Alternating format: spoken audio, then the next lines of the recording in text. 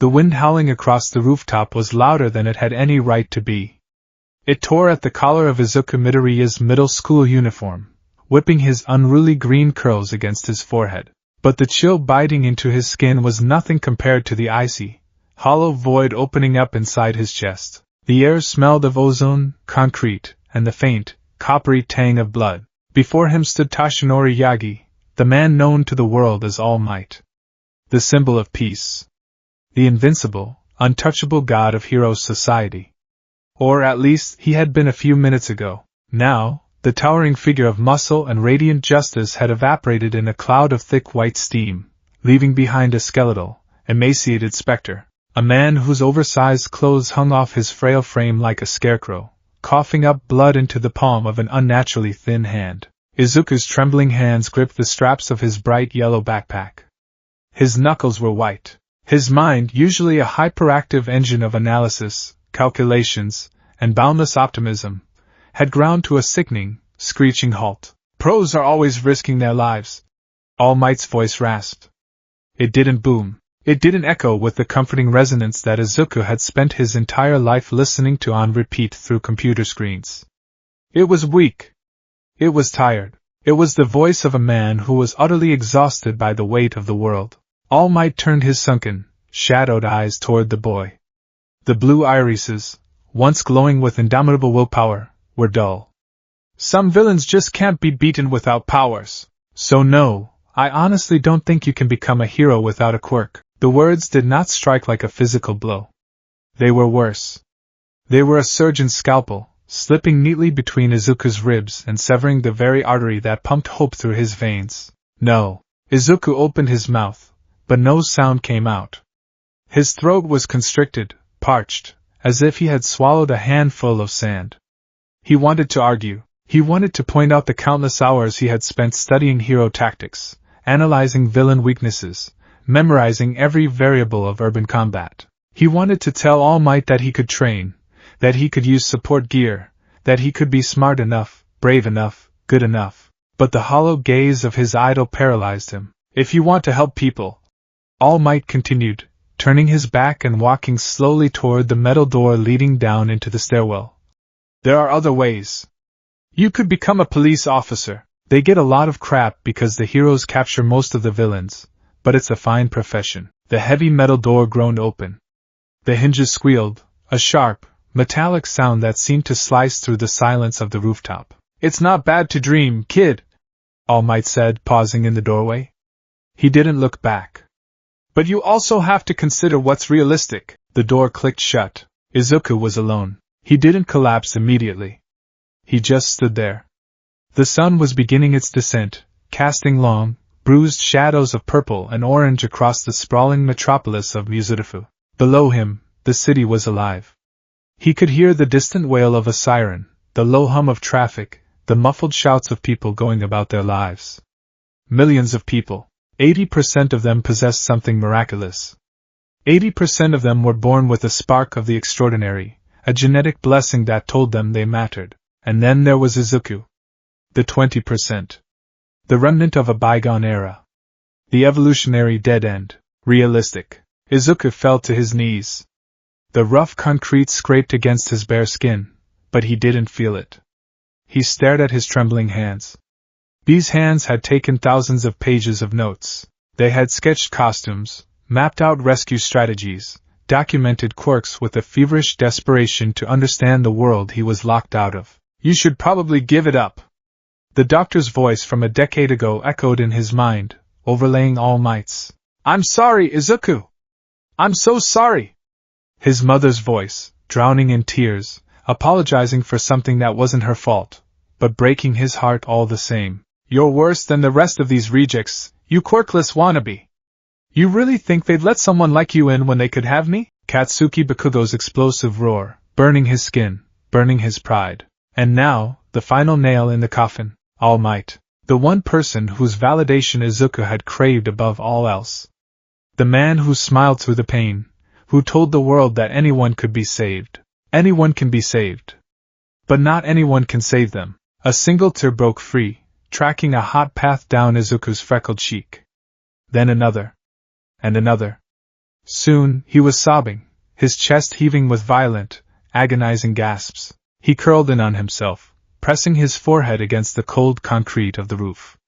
He cried until his throat was raw, until his eyes burned, until there was absolutely nothing left inside him. When Izuku finally pushed himself off the roof, the sun had dipped lower, bathing the city in a bloody twilight.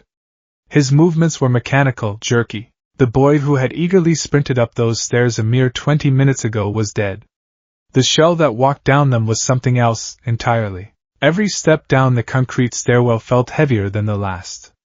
He didn't register the flickering fluorescent lights above him, or the smell of stale urine and cigarette smoke lingering in the landing. His mind was a blank slate, scrubbed violently clean of the one thing that had tethered him to reality, his dream. He pushed open the heavy lobby doors and stepped out onto the street. The world went on around him, utterly indifferent to his shattered universe. A woman walked past him, her hair composed entirely of writhing, bioluminescent vines. A businessman stood at a crosswalk, casually levitating his briefcase 3 inches above his hand. A group of teenagers laughed on a corner, one of them casually blowing small, harmless firecrackers from his fingertips to entertain his friends. Quirks. Everywhere. A constant, inescapable reminder of his own deficiency. Izuku kept his head down. He dragged his feet, his signature red shoes scuffing against the pavement. He was taking the long way home.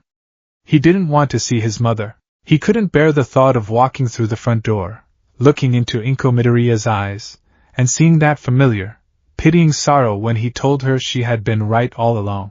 He found his hand drifting to his side, fingers brushing against the scorched, slightly damp cover of Hero Analysis for the Future, number 13. Bakugo had blown it up and thrown it out the window into a koi pond earlier that day. Izuku had fished it out, clinging to it like a life preserver. Now, it just felt like a physical manifestation of his own pathetic delusion. Why had he kept it? What was the point of analyzing a game he wasn't allowed to play? Take a swan dive off the roof of the building. Maybe you'll get a quirk in your next life. Katsuki's cruel sneer echoed in his ears. Izuku stopped walking. He was standing on a bridge over a small drainage canal. The water below was murky, reflecting the neon signs of the city above. Would it be that easy? Izuku thought, his mind frighteningly calm. If I just stopped trying? Before the dark thought could take root, a massive, deafening boom rattled the street. The ground shook. Windows rattled in their frames. A plume of thick, acrid black smoke billowed into the twilight sky a few blocks away. Instinct.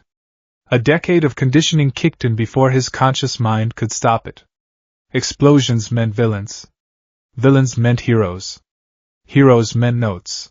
Izuku's legs moved on their own. He was sprinting down the street, weaving through the gathering crowds of onlookers.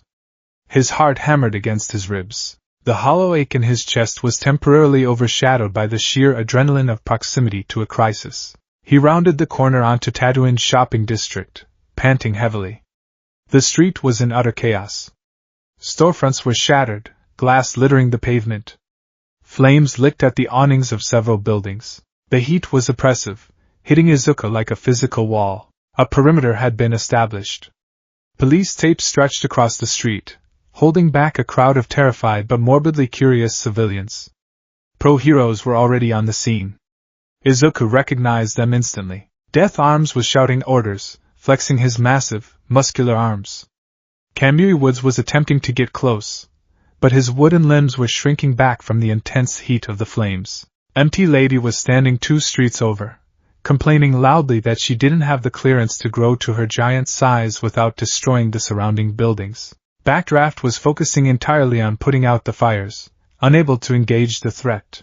And the threat, Izuku's breath hitched in his throat. His eyes widened, pupils dilating in pure, unadulterated horror. It was a mass of foul, dark green sludge. 2 large, bulbous eyes floated in the muck, along with a jagged, maniacal smile.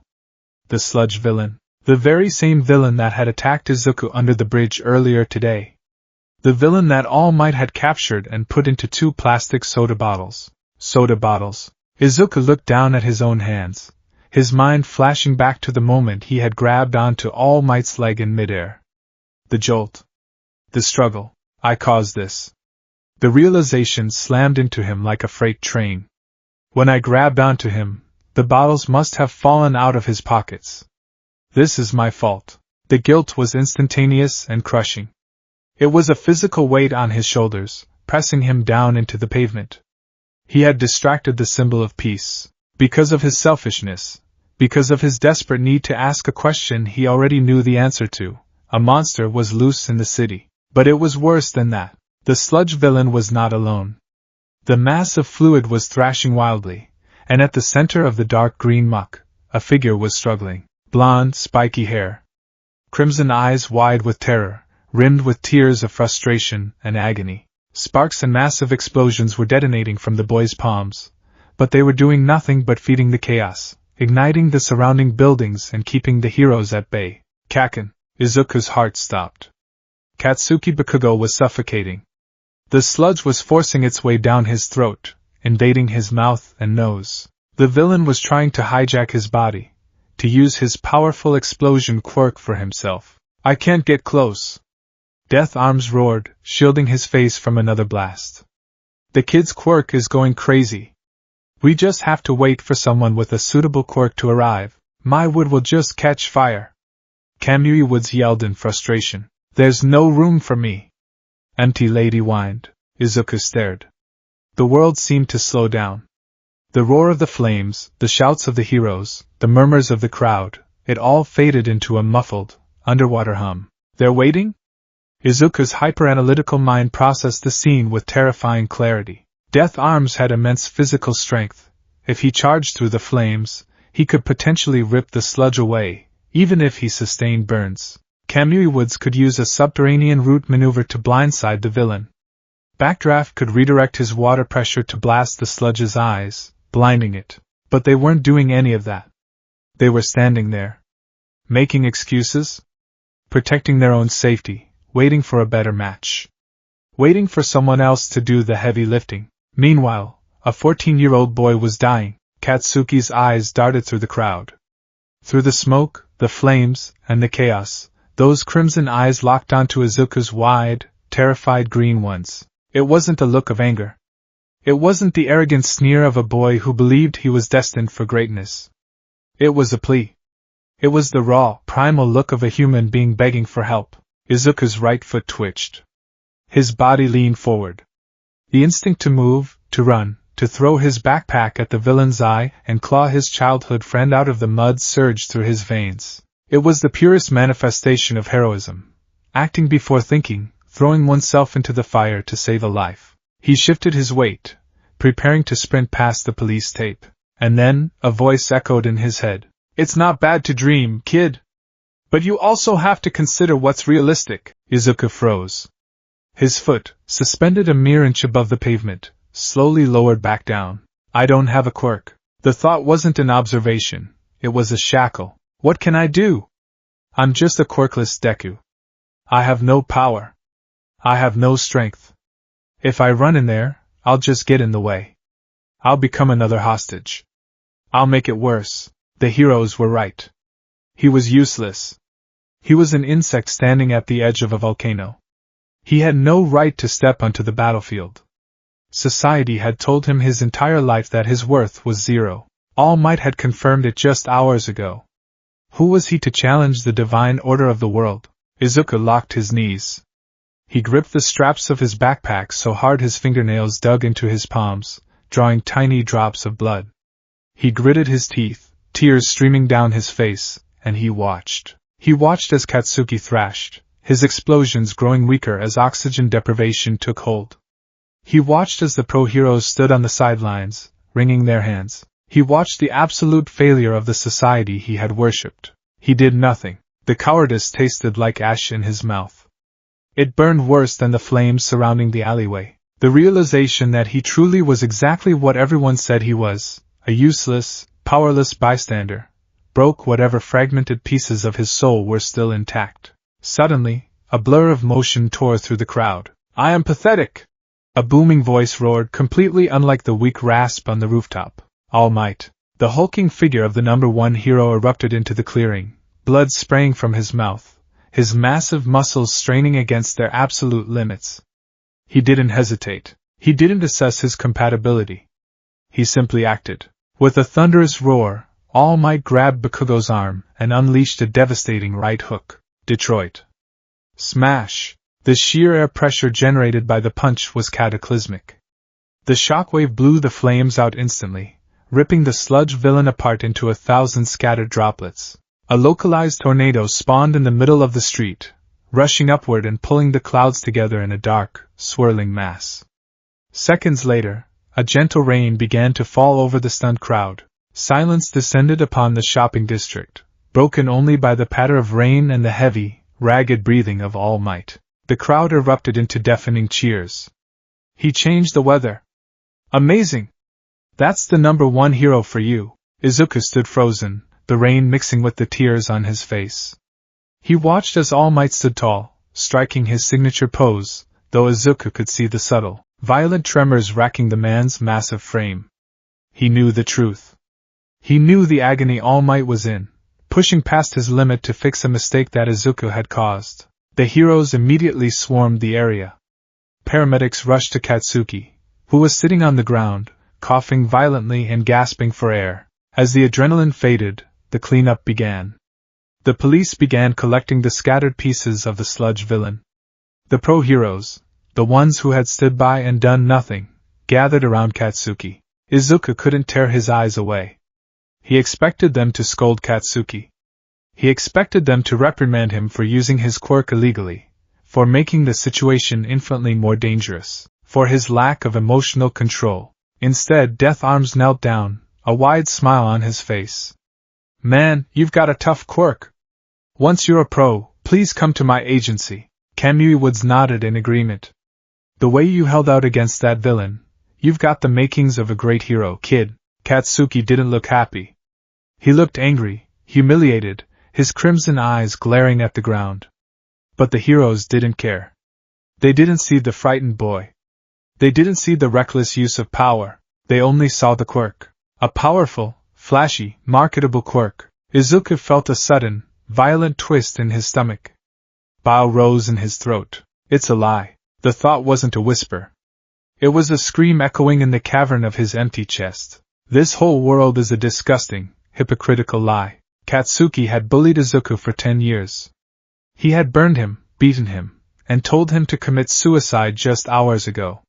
Yet, because he could sweat nitroglycerin, society deemed him a hero in the making. The pro-heroes had stood by like cowards, valuing their own safety and public image over a dying child's life. Yet, the moment the danger was gone, they swooped in to praise the powerful and bask in the media's attention. And All Might, who told Izuku to be realistic, had just pushed past his own fatal limits based on pure, irrational emotion. All Might was a hypocrite, too. He preached realism to the weak, but operated on impossible ideals for himself, monopolizing the concept of heroism so that no one else could even try. Hero society was not built on justice. It was not built on the desire to save people. It was built on genetics. It was built on spectacle. It was a caste system, dressed up in spandex and marketing campaigns. If you had a strong quirk, your sins were forgiven, your flaws ignored, your future guaranteed. If you didn't, you were told to be a police officer or to jump off a roof. Izuku couldn't breathe. The air felt thick, polluted. The cheers of the crowd sounded like the mocking laughter of demons. He turned on his heel and ran. He didn't know where he was going. He just needed to get away from the lights, away from the heroes, away from Katsuki's glaring eyes. He ran until his lungs burned, until his legs felt like lead, until he was deep in a part of the city he didn't recognize. He stumbled into a narrow, dimly lit alleyway. The sounds of the city were muffled here, replaced by the dripping of a leaky pipe and the scuttling of rats near a row of overflowing dumpsters. It smelled of decay and forgotten things. It was fitting. Izuku collapsed against the damp brick wall, sliding down until he was sitting on the dirty asphalt. He pulled his knees to his chest and stared blankly at the brick wall opposite him. He didn't cry. He was done crying. The well of tears had run completely dry, leaving behind a hard, arid crust of something new. Something cold. Anger. It was a quiet, smoldering anger. It didn't burn hot and bright like Katsuki's explosions. It was a slow, creeping rot. An anger directed at the world, at All Might, at Bakugo, but mostly, at himself, for believing the lie for so long. For being so stupid. Izuku unzipped his backpack. His movements were slow, deliberate. He reached in and pulled out Hero Analysis for the Future, number 13. The notebook was a mess. The edges were charred black from Bakugo's explosion. The pages were warped and waterlogged from the koi pond, and now from the rain.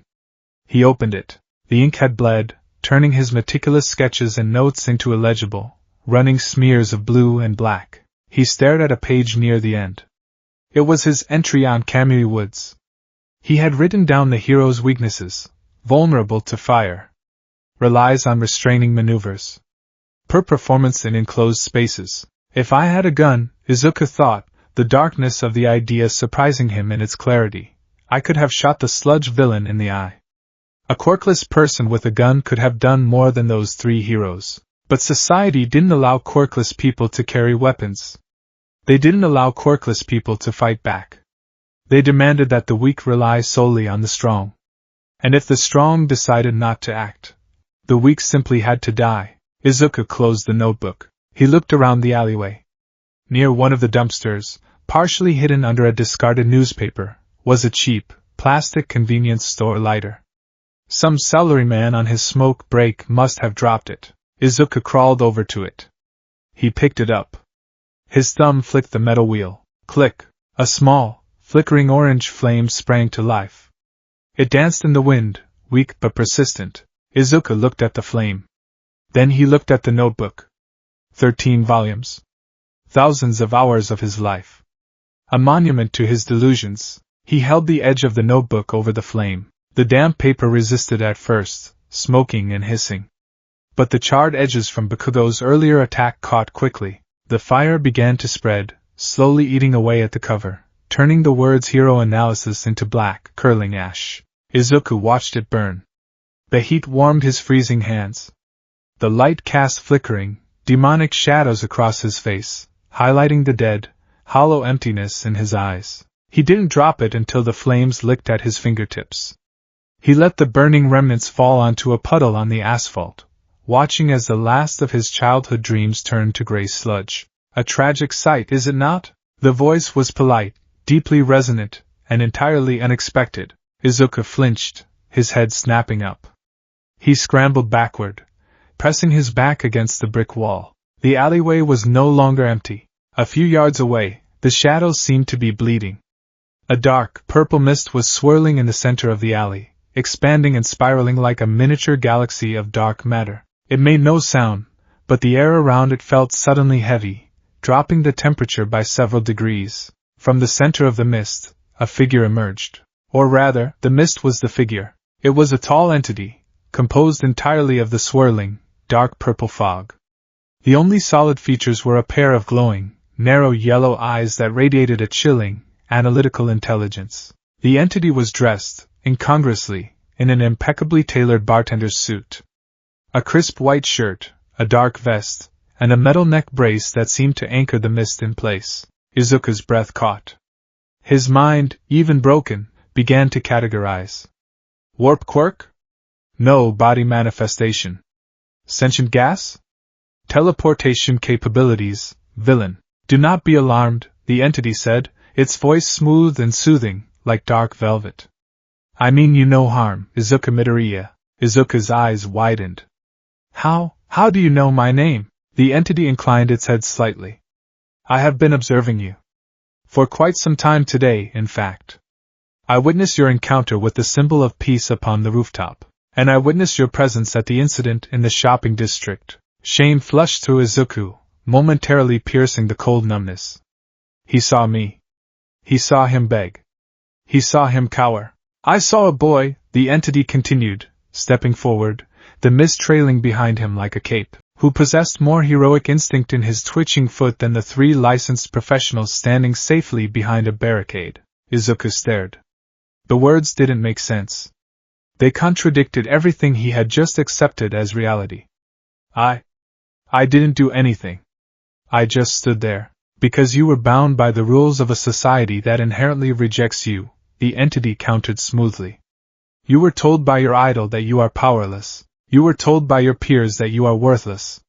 You calculated the variables, recognizing that intervening without a quirk would result in failure, not because you lack courage, but because the system has denied you the tools to succeed. Izuku's mouth went dry. This entity, this villain, was articulating the exact chaotic swirl of thoughts that had been tearing Izuku apart for the last hour. Who are you? Izuku whispered. You may call me Kurojairi, the entity said, placing a misty hand over his chest in a polite bow. I represent an organization that operates outside the narrow, hypocritical confines of hero society. We are a league of sorts. Izuku's analytical mind flared. A league. Villains. Organized crime. They recruit the disenfranchised. They operate in the shadows. He knew he should run. He knew he should scream for the police, but his legs wouldn't move. And honestly, a part of him didn't want them to. Why are you talking to me? Izuku asked, his voice cracking. I'm quirkless. I'm a Deku. I have nothing to offer a villain. Kurojairi's yellow eyes narrowed slightly, a gesture that almost looked like a smile. Quirks are simply biological tools, Midoriya. A hammer is useless without an architect to swing it. Hero society is obsessed with the hammer.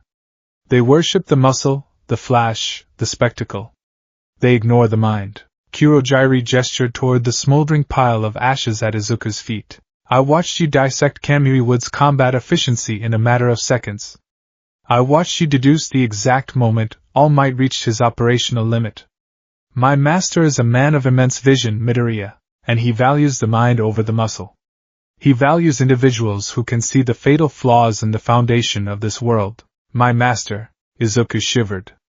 The implication of a leader behind this powerful warp user was terrifying. What does he want with me? Izuku asked. He wishes to offer you an introduction, Kurojairi replied.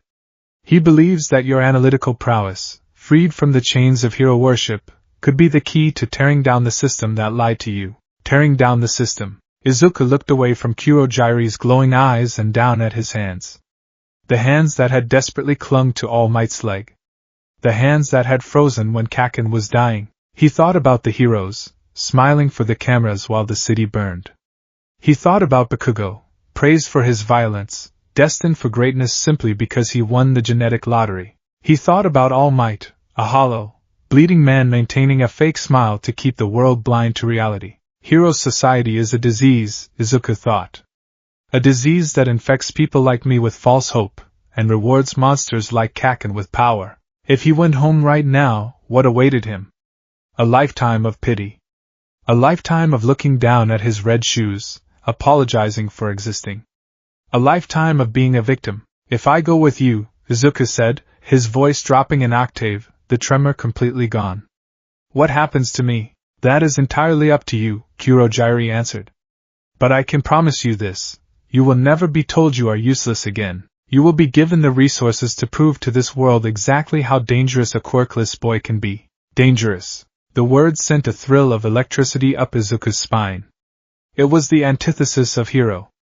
It was the opposite of Deku. For 14 years, Izuku Midoriya had wanted to save people with a smile. He had wanted to uphold the pillars of society. But the pillars had collapsed on top of him, crushing him into dust. Now, looking at the dark, swirling void before him, he realized something profound. If you can't join the pantheon, you burn down the temple. Izuku slowly pushed himself up from the ground. His joints ached, his uniform was damp and smelled of smoke, but for the first time in his life, his posture was entirely straight. He looked at the ashes of his notebook. The final remnants of a naive boy who thought the world was fair. He raised his red shoe and brought it down hard, grinding the ashes into the wet pavement until there was nothing left but a dark stain. He turned to Kurojairi. The glowing yellow eyes watched him with quiet anticipation. Take me to your master, Izuku said. The words tasted like poison, but as they slipped past his lips, they brought a bizarre, intoxicating sense of peace. Kurojairi bowed deeper this time. The purple mist flared, expanding outward and curling around the edges of the alleyway. The center of the mist hollowed out, revealing a pitch-black corridor that seemed to lead into the abyss itself. Right this way, Midoriya Izuku, Kurojairi murmured. Izuku didn't look back at the street. He didn't look back at the lights of the city. He didn't spare a single thought for his mother waiting at home, or the empty desk he would leave behind at Aldera Junior High. He stepped forward, allowing the cold, purple mist to swallow him whole. The warp gate collapsed with a quiet shhhkp sound, vanishing into nothingness. The alleyway was silent once more. The only evidence that the greatest tragedy in hero history had just been set in motion was a damp, unrecognizable smear of black ash on the asphalt, slowly being washed away by the falling rain. The sensation of Kurojairi's warp gate was entirely unlike anything Izuku Midoriya had ever experienced. It wasn't like stepping through a doorway, nor was it like falling. It was an absolute, sensory deprivation. For a prolonged, agonizing second, Izuku felt as though his physical body had ceased to exist. There was no up or down, no light, no sound, only the freezing, suffocating weight of the dark matter pressing against his consciousness. And then, his red sneakers hit solid ground. Gravity reasserted itself with a sudden, sickening jolt. Izuku stumbled forward, his knees buckling. He caught himself on a scuffed wooden surface, his lungs pulling in a desperate, ragged breath of air. The air here was utterly different from the rain-slicked alleyway.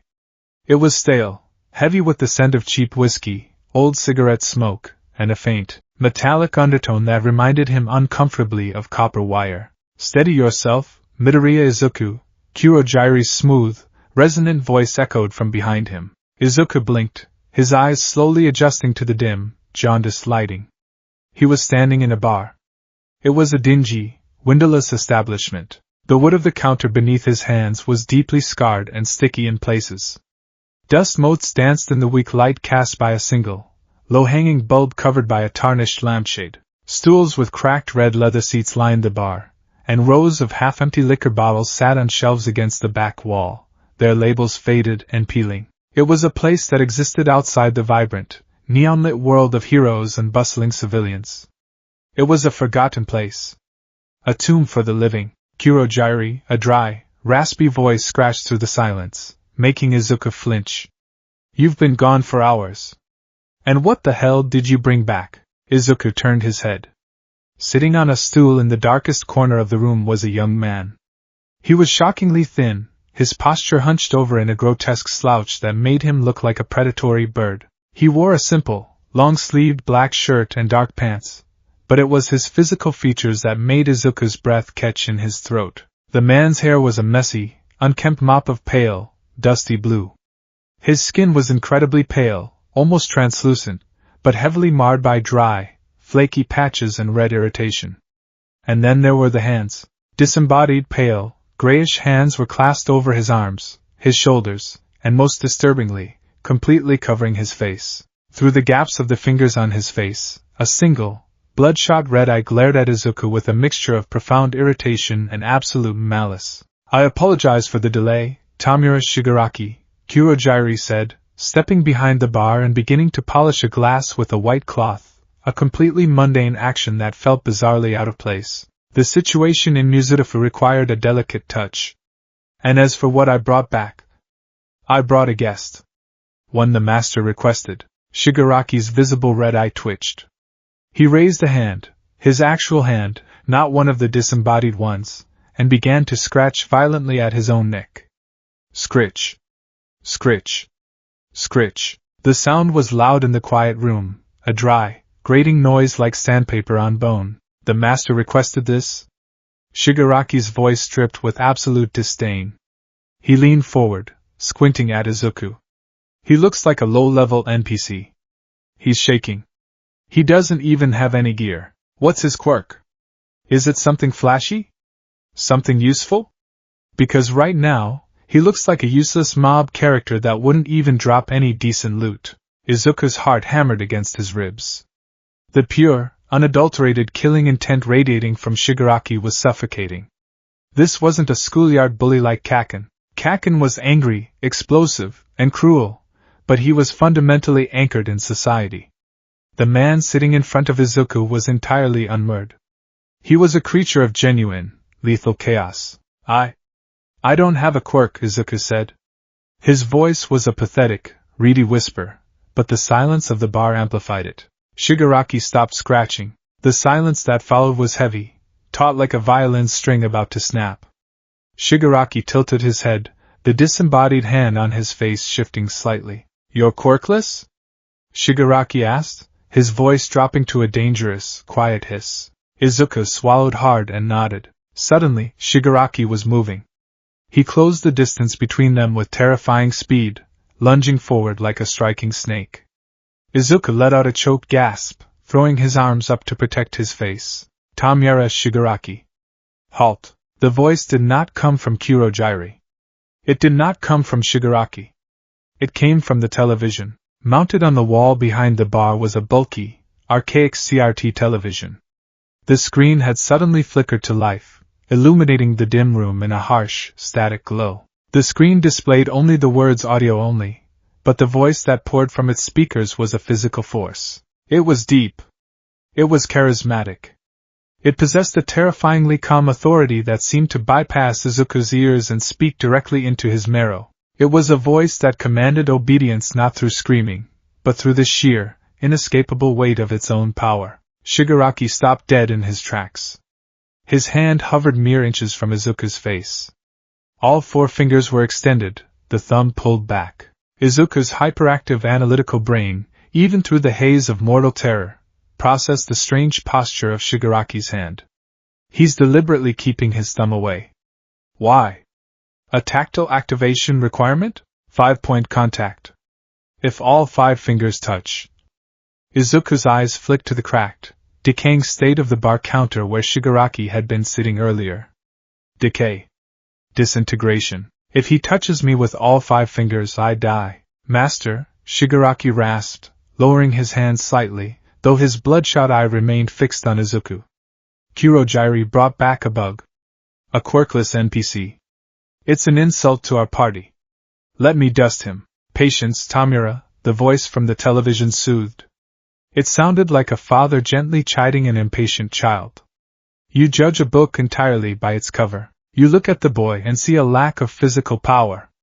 I look at him and see a mind that has been shaped in the crucible of absolute rejection. The static on the screen shifted slightly, though the image remained the same. Midoriya Izuku, the master said. Izuku slowly lowered his arms. His legs were trembling so violently he had to grip the edge of the bar just to remain standing. Why yes, you have had a very long, very painful day, the master noted. You met your idol. And he proved to be exactly what I have always known him to be, a hypocrite, a man who hoards power and dictates the limits of everyone beneath him. Tell me, Izuku, how did it feel when the symbol of peace told you that you were worthless? The question was a precision strike to the bleeding wound in Izuku's soul. Izuku looked down at the dirty floorboards. He remembered the wind on the roof. He remembered All Might's hollow eyes. He remembered the absolute certainty in the hero's voice. You cannot be a hero. It felt like I died, Izuku whispered. The truth of the statement surprised him. He really did feel like a ghost. Yes, the master's voice rumbled with profound empathy. An empathy that felt horrifyingly genuine. Society has a habit of killing people long before their hearts stop beating. They categorize. They rank. They elevate the genetically blessed and crush the unfortunate beneath their boots. They call it justice.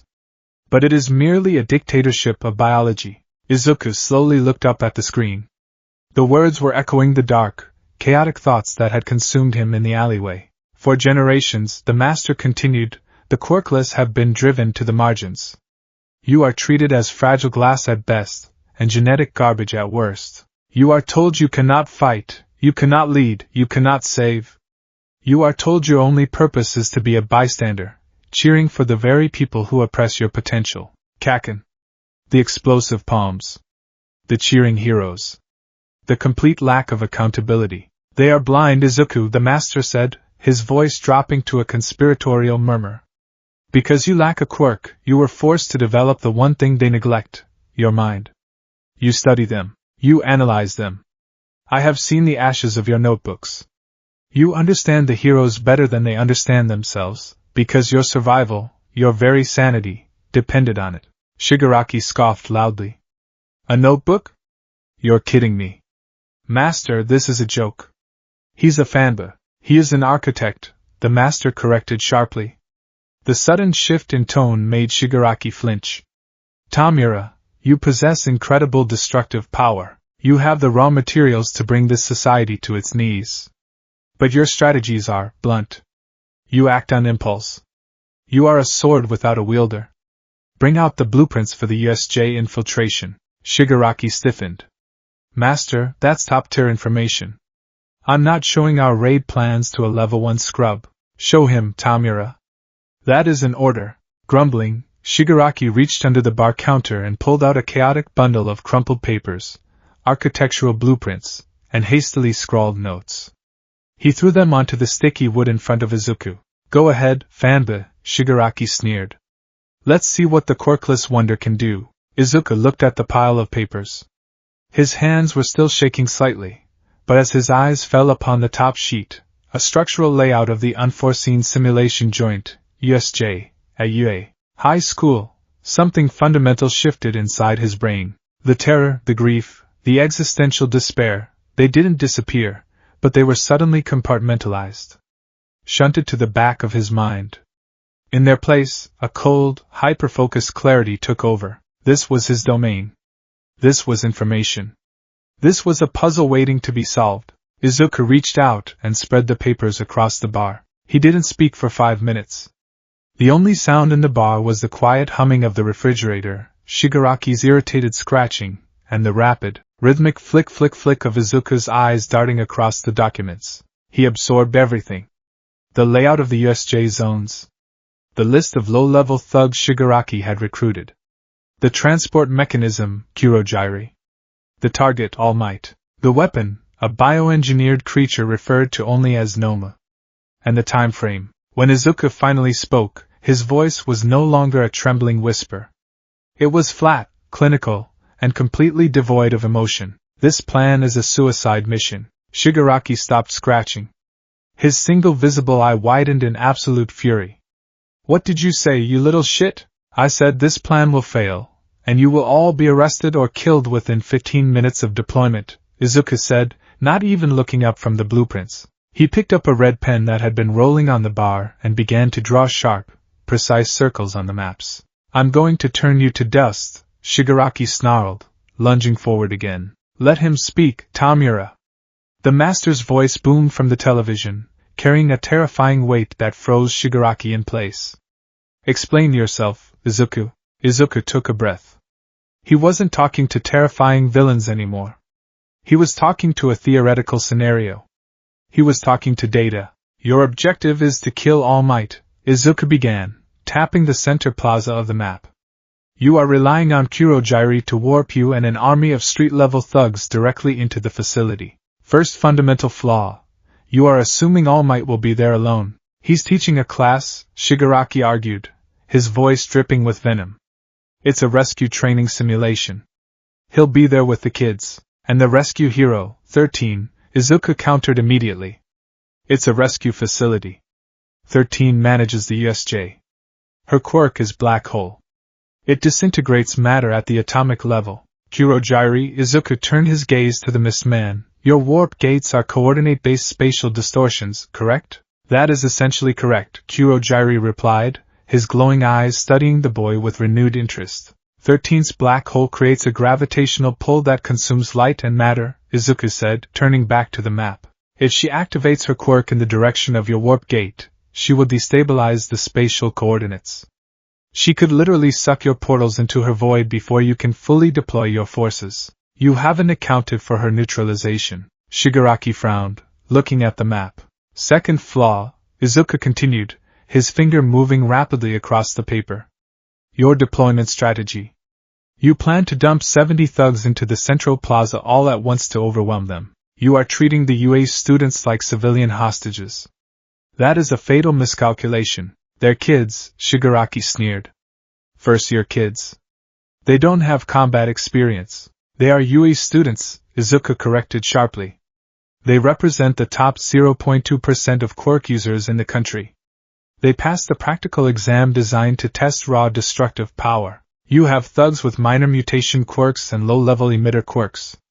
A single UA Student with a wide range area of effect quirk, like fire, ice, or electricity, could wipe out all 70 of your men in a single strike if they are clumped together in the plaza. Izuku drew a series of sweeping arrows, separating the central plaza into the different disaster zones. If you want to use the thugs effectively, you cannot use them as a blunt instrument. You must use Kurogiri to scatter the students into the different disaster zones immediately upon arrival. Isolate them. Divide and conquer. A student with a fire quirk sent to a water zone becomes infinitely less dangerous. You have the ultimate terrain advantage with a warp user, but you're choosing to fight a pitched battle in the center. It's a waste of resources. Shigaraki was silent. His hand hovered over his neck, the fingers twitching, but he wasn't scratching. He was listening. Third, and most importantly, Izuku said, tapping the red pen aggressively against the picture of the bioengineered monster, the Noma. Your anti-symbol of peace weapon. The notes say it has shock absorption and super regeneration. Designed specifically to take All Might's physical blows. It's a masterpiece, the master's voice rumbled with pride. It's a sponge, Izuku countered, shocking both Kurogiri and Shigaraki with his sheer audacity. Shock absorption has a limit. It is not shock nullification. If All Might goes past 100% of his power, he can overload the absorption capacity and tear the creature apart. But that's not even the main issue. Izuku leaned over the bar, his green eyes burning with an intense, analytical fire. The UA faculty is a hive. If you attack the USJ, you trip the alarms. If the alarms trip, the main campus is notified. From the moment the alarm sounds, you have exactly 3 to 5 minutes before reinforcements arrive. And the reinforcements will include Eraserhead, the underground hero? Shigaraki muttered. Who cares about him? Izuku looked at Shigaraki with genuine pity. Eraserhead nullifies quirks just by looking at the target. If he looks at your Nomu, does it lose its shock absorption? Silence fell over the bar. Shigaraki looked at the television screen. Master, does it? The quirks are genetically spliced, but yes. Erasure would temporarily shut down the active absorption and regeneration, the master admitted, his voice carrying a dark edge of fascination. Then Eraserhead looks at your monster, and All Might punches a hole through its chest in 1 second, Izuku stated definitively. Your master plan is dismantled by a single, sleep-deprived underground hero because you didn't factor in the synergy of the UA faculty. Izuku dropped the red pen. It clattered against the wood. Your plan is blunt force, Izuku said softly, looking at the horrifying hands covering Shigaraki's face. Heroes thrive against blunt force. They are trained to punch giant monsters and arrest mobs. If you want to kill the symbol of peace, you don't fight him on his terms. You don't give him a monster to punch. You have to dismantle his environment. You have to blind Eraserhead. You have to neutralize their team. You have to traumatize the students to break All Might's psychological focus, making him reckless and sloppy. Izuku stepped back from the bar, his chest heaving slightly as the adrenaline of the analysis began to fade, leaving him feeling suddenly cold and exposed. For a long time, no one spoke. Shigaraki stared at the red ink scrawled aggressively across his blueprints. He looked at the divided zones. He looked at the note Izuku had scribbled next to Eraserhead's name. Target eyes immediately. Use ambush tactics. Shigaraki's shoulders began to shake. A low, raspy sound escaped his throat. It took Izuku a second to realize the villain was laughing. He's right, Shigaraki wheezed, his single eye wide and manic. The little NPC is actually right. My aggro pull was all wrong. I was going to wipe on the first boss phase. The CRT television emitted a deep, resonant hum that sounded remarkably like a purr. A beautiful mind, the master whispered. The voice was dripping with dark, intoxicating approval. What did I tell you, Tamura? You have the power to destroy the board. But young Izuku, he knows how to move the pieces. Izuku stood frozen. A bizarre, entirely alien sensation was blossoming in his chest. It was validation. For 10 years, his mind had been a curse. His notebooks had been a source of mockery. Katsuki had blown them up. His teachers had ignored them. His mother had looked at them with sorrow, wishing he would just give up his impossible obsession. And All Might, the greatest hero in the world, had told him his mind wasn't enough to make him a hero. Yet here, in the darkest, most wretched corner of society, surrounded by monsters, he was being praised. His intellect was being weaponized, and the most dangerous man in Japan was looking at him, or rather, listening to him, with absolute respect. It was a twisted, poisoned chalice, but Izuku was dying of thirst. He drank it in. Midoriya Izuku, the master's voice commanded. The heroes rejected you because you do not fit into their rigid, genetic mold. They threw you away. I do not throw things away. I find their purpose. What are you offering me? Izuku asked. His voice was steady now. The tears were gone. I am offering you the one thing Heroes Society never will, the master said. A blank canvas. And the power to draw whatever future you desire upon it. You will no longer be a bystander, Izuku. You will be the architect of their ruin. You will work alongside Tamura. He will be the vanguard. You will be the strategy. Together, you will expose the rot of this superhuman society to the world. Izuku looked at the blueprints on the bar. He thought about the students at UA, kids who had been handed everything. Kids like Kaken, who would walk into those halls believing they were gods, simply because they sweat explosives or breathed fire. He thought about a society that would look at a boy drowning in sludge and decide it was too inconvenient to save him. He didn't want to save that society anymore. He wanted to watch it burn. But more than that, he wanted to be the one who lit the match. He wanted them to know that the boy they had stepped on for a decade was the one who pulled the rug out from under them. I need resources, Izuku said, the words slipping out of him with a chilling naturalness. I need access to the UA faculty files. I need secure servers to bypass police encryption. And I need support gear. If I am going to be on the field observing, I cannot be a liability in combat. Done, the master said instantly. Kurojiri will provide you with everything you require. Consider the League's treasury yours to utilize. Shigaraki leaned against the bar, tilting his head. So, you're joining the party. A strategist class. Fine. I can work with that. But if you're going to be a player, you can't use your real name. The heroes are stupid, but they're not that stupid. You need a handle, a villain name. Izuku looked down at his ruined red sneakers. He thought about the names heroes chose for themselves. All Might. Endeavor. Best Genist. Names that projected strength, hope, and superiority. Then he thought about the name he had been called his entire life. A name meant to signify absolute uselessness. A wooden doll. A person who couldn't do anything. You're worse than the rest of these rejects, you quirkless wannabe. You really think they'd let someone like you in when they could have me? You're a Deku, Izuku. A useless Deku. Katsuki's voice echoed in his mind, but this time, it didn't bring pain. It brought a cold, razor-sharp edge of irony. Izuku slowly lifted his head. The scared, trembling fanboy who had walked through the warp gate was gone. The green eyes that locked onto Shigaraki's singular red one were completely devoid of warmth. They were the eyes of a surgeon looking at a diseased organ. Deku, Izuku said quietly. Shigaraki blinked. Deku?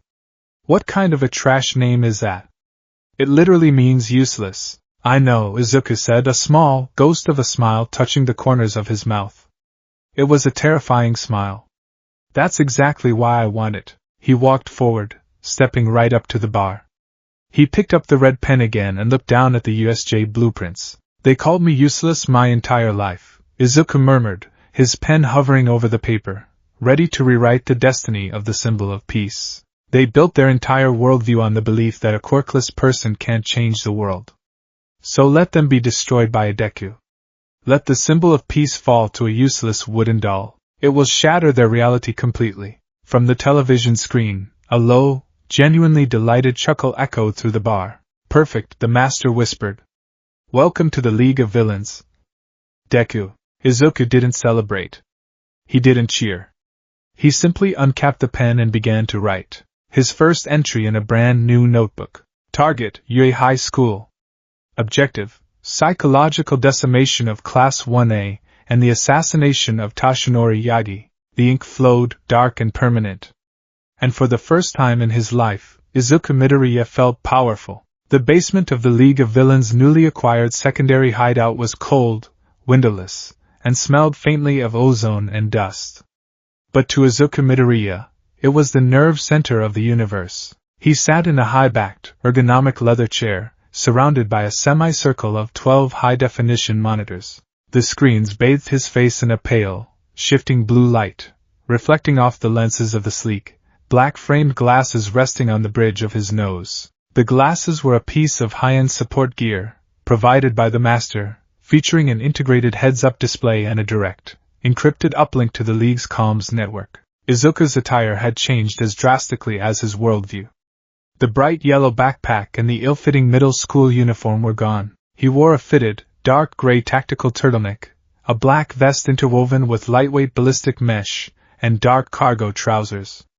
He looked older, sharper. The nervous, trembling boy who had stood on the rooftop with all might was buried deep beneath layers of ice-cold logic and newfound purpose. His fingers flew across a mechanical keyboard, the rapid clack-clack-clack echoing in the quiet room. On the screens before him, a dozen different angles of the unforeseen simulation joint, the USJ, flickered to life. It had taken him 3 days of sleepless coding, utilizing a backdoor exploit he had deduced by studying the UA barrier system's maintenance schedule, to hack into the facility's closed-circuit cameras. He had absolute visual control over the battlefield. "Comms check," Izuku said softly, his voice calm and devoid of inflection.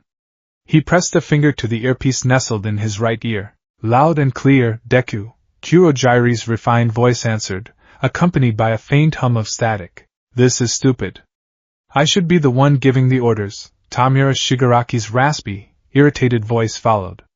"I'm the vanguard. You are the sword, Tamura," Izuku corrected smoothly, his eyes scanning the telemetry data on screen 3. "But a sword cannot swing itself. If you want to break the game, you follow the strategy. Do we need to review the parameters?" A heavy sigh crackled over the radio. "No kills on the students." "Which is garbage." "It is optimal," Izuku replied, leaning forward and steepling his fingers.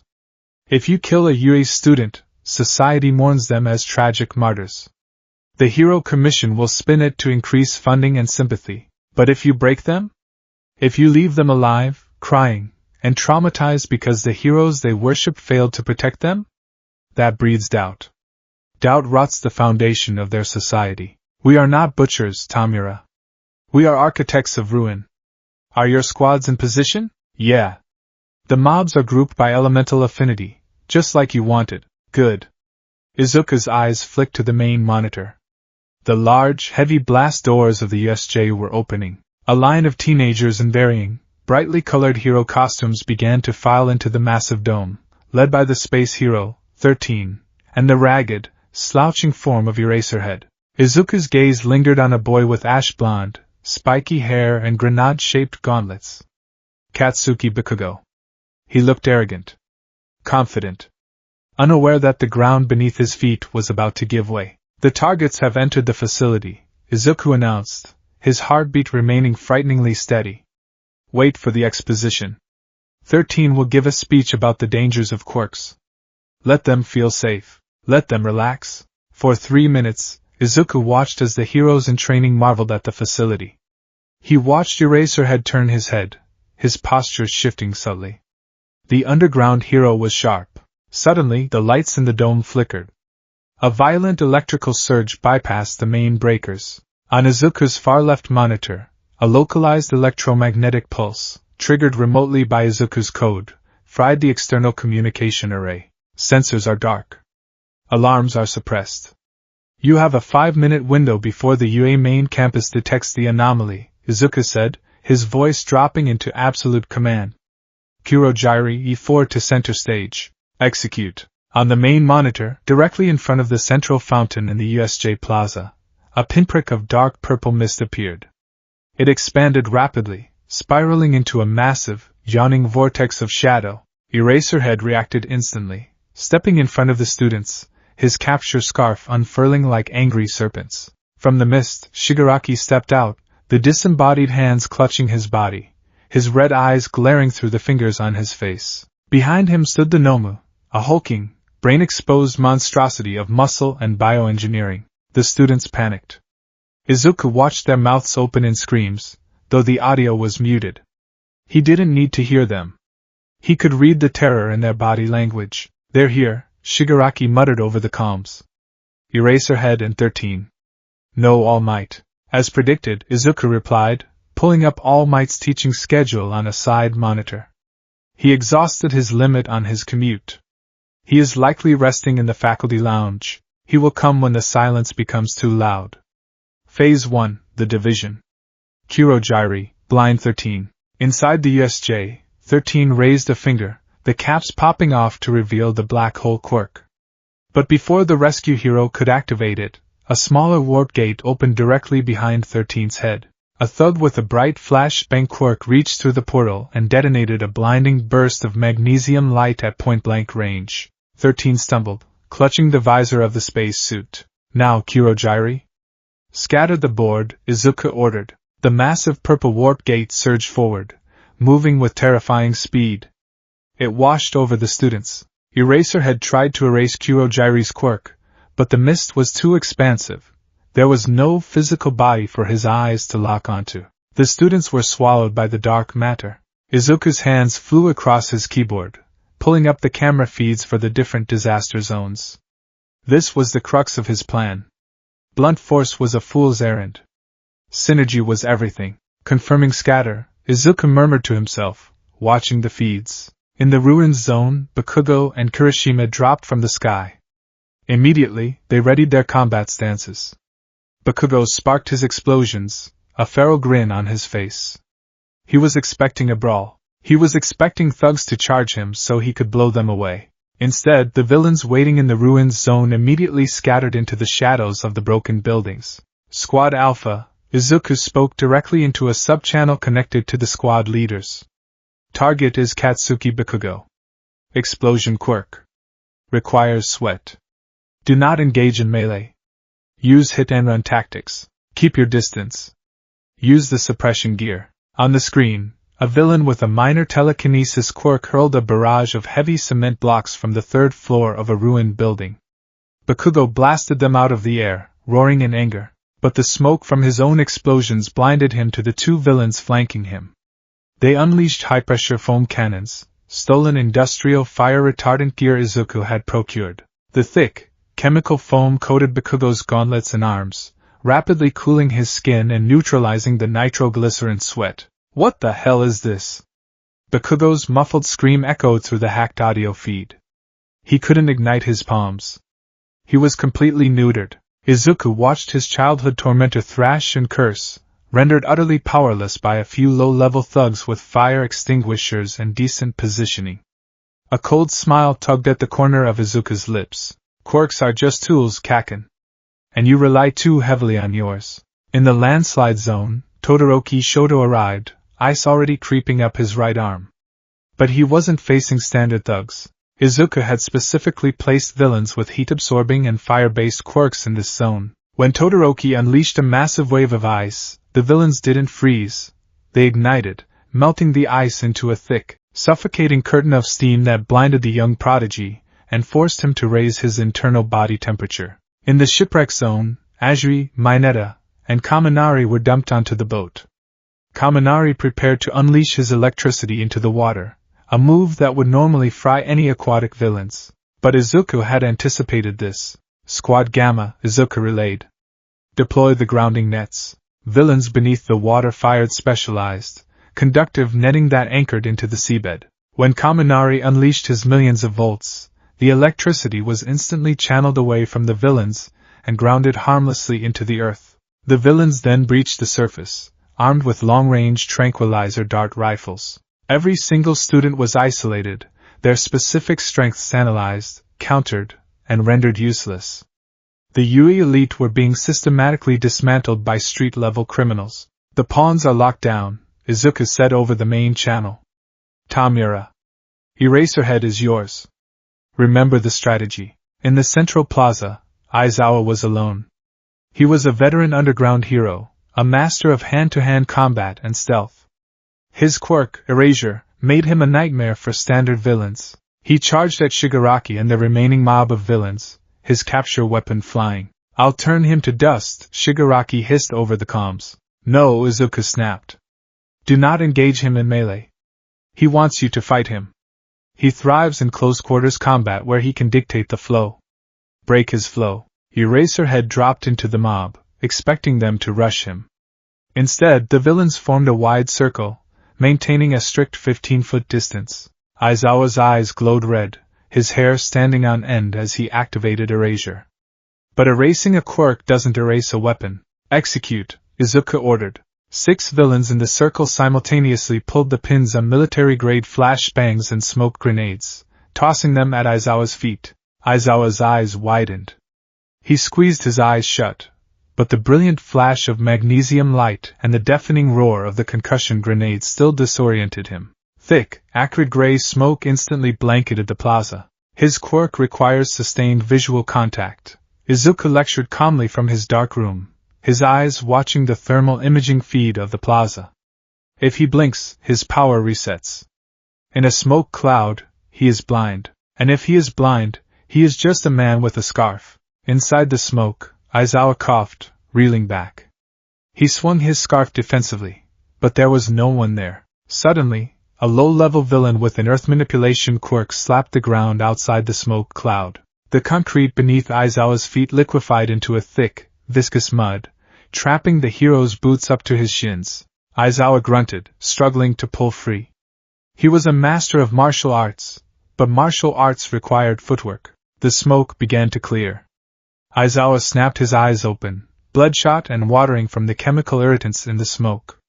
He immediately locked eyes with Shigaraki, who was slowly walking toward him. Erasure active, Aizawa rasped. Shigaraki didn't flinch.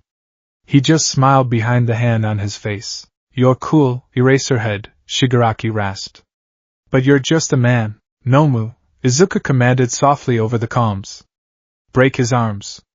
Nothing else. Because Aizawa was staring at Shigaraki, he couldn't see the massive, black-skinned monstrosity standing directly in his blind spot. And because Nomu's sheer physical strength was not a quirk, but raw, bioengineered muscle mass, Erasure did absolutely nothing to stop it. The Nomu moved faster than the human eye could track. Aizawa barely had time to turn his head before a massive, meaty hand clamped down on his right arm. There was a sickening crack that echoed loudly through the audio feed. Aizawa screamed, a raw, agonizing sound that made Izuku's stomach twist. It was the first time he had actively caused a pro-hero pain. A brief flash of the old, hero-worshipping Izuku flared up, a pang of horrific guilt. But he instantly crushed it. He is part of the system, Izuku reminded himself, his jaw clenching. He expels students on a whim. He upholds a broken law. He is a gear in the machine. On the screen, the Nomu grabbed Aizawa's other arm and snapped it with casual, terrifying ease.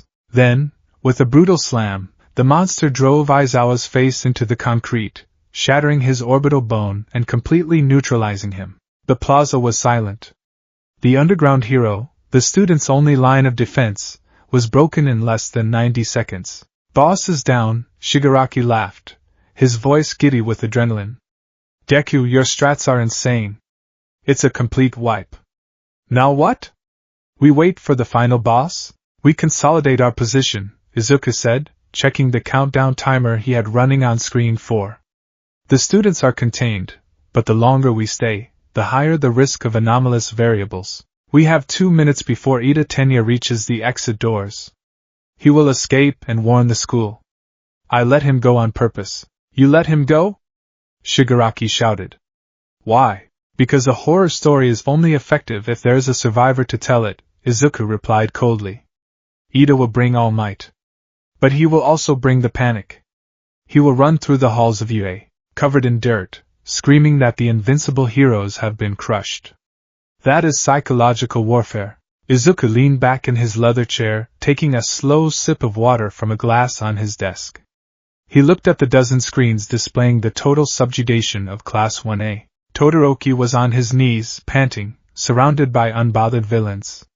Bakugo was screaming, completely encased in hardening foam, his pride shattered as he realized he was utterly helpless. Ajiri and Kaminari were netted and pinned. Izuku felt a strange, intoxicating high. He didn't have a quirk.